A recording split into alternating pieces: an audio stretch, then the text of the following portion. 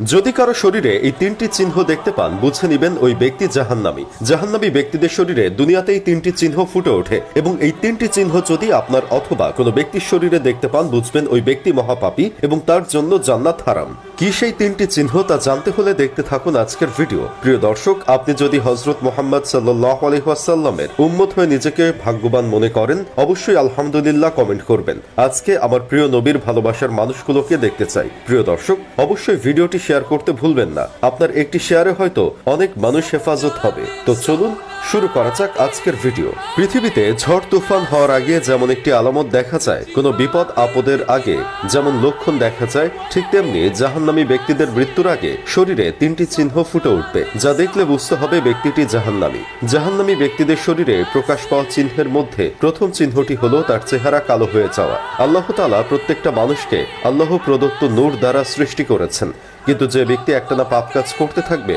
আল্লাহ তাআলা তার চেহারা থেকে রহমতের নূর উঠিয়ে নেয়। তাই যে ব্যক্তির দেখবেন দিন দিন চেহারা কালো হয়ে যাচ্ছে, ফ্যাকাশে হয়ে যাচ্ছে, দেখতে ভালো লাগছে না, বুঝে নেবেন ওই ব্যক্তিটি পাপ বেশি করে এবং এ কারণেই তার চেহারা থেকে আল্লাহ প্রদত্ত নূর উঠিয়ে নিয়েছেন।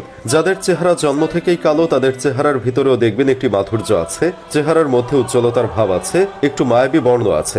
এটা হয় তখনই যখন সেই ব্যক্তির উপরে আল্লাহ প্রদত্ত নূর থাকে এবং এই নূর থাকার ফলে ওই মানুষটিকে সুন্দর লাগে। 2 নম্বর হলো ওই ব্যক্তি যাকে মানুষ ঘৃণা করে, অর্থাৎ ঘৃণিত চোখে দেখে। প্রিয় দর্শক, আল্লাহ যদি কোনো বান্দাকে পছন্দ না করেন তাহলে তাকে আসমানের ফেরেশতারাও পছন্দ করেন না, এমনকি জমিনের ফেরেশতারাও তাকে অপছন্দ করে। হাদিস শরীফে উঠে এসেছে, আল্লাহ তাআলা যখন কাউকে অপছন্দ করেন তখন তিনি জিবরাইল আলাইহিস সালামকে বলেন, আমি অমুক বান্দাকে পছন্দ করি না, আমি তার উপর অসন্তুষ্ট।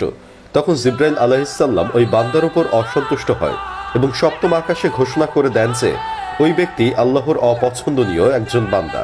তখন সপ্তম আকাশ থেকে সেটি প্রচার করতে করতে জমিনে থাকা ফেরেশতারাও তার উপরে অসন্তুষ্ট হয়। এজন্য মানুষও তাকে পছন্দ করে না। তাই যদি কাউকে দেখলে ঘৃণা লাগে, পছন্দ না হয়, দেখতে ভালো না লাগে, তাহলে বুঝতে হবে ওই ব্যক্তিটি জাহান্নামী।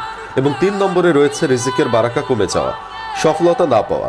উক্ত ব্যক্তি যেদিকে হাত দেয় সেদিকেই ব্যর্থ হয়, ব্যর্থতা যেন তার পিছু ছাড়ে না। টাকা পয়সা অঢেল কামালেও তাতে বরকত থাকে না। গচ্ছিত টাকা কিভাবে খরচ হলো তার হিসাব সে রাখতে পারে না।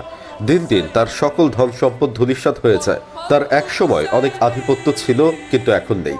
এরকম কেউ হলে বুঝতে হবে ওই ব্যক্তির উপর আল্লাহ সন্তুষ্ট নয়, বরং ওই ব্যক্তি জাহান্নামী।